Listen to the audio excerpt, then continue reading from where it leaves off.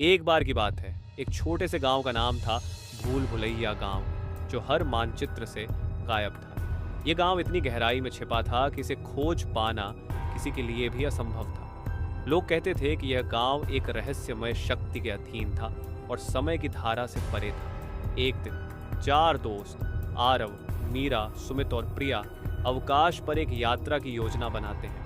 उनकी यात्रा की योजना अचानक बदल जाती है जब वे एक पुराने नक्शे को खोज लेते हैं जिसमें इस रहस्यमय गांव का उल्लेख था।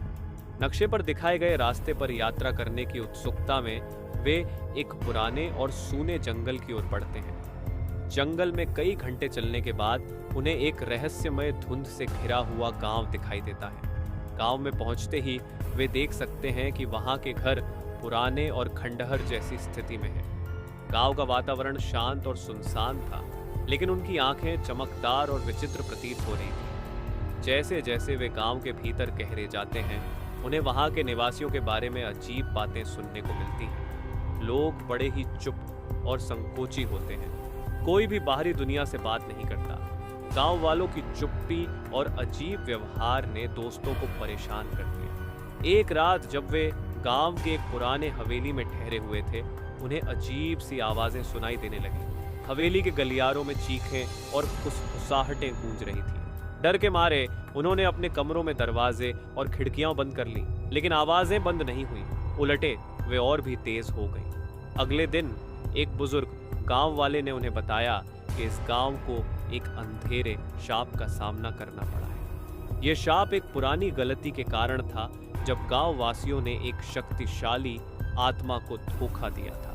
शाप के अनुसार गांव वाले दुनिया से पूरी तरह से कट गए हैं और किसी को भी वहां से बाहर जाने की अनुमति नहीं है। दोस्तों ने बुजुर्ग की बातों पर विश्वास किया और समझाया कि वे कभी भी इस शापित गांव से बाहर नहीं निकल सकते। वे अब तक किए गए रास्ते को याद करने की कोशिश करने लगे, लेकिन हर मार्ग उन्हें वापस उसी हवेली की ओर ले जाता था।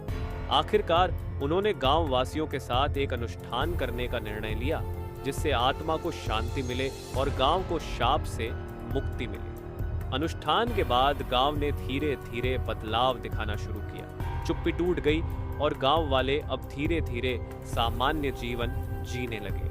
दोस्तों ने गांव से विदाई ली और अपनी यात्रा समाप्त की, लेकिन भूल भुलैया गांव की याद उनके दिलों में हमेशा के लिए अंकित हो गई।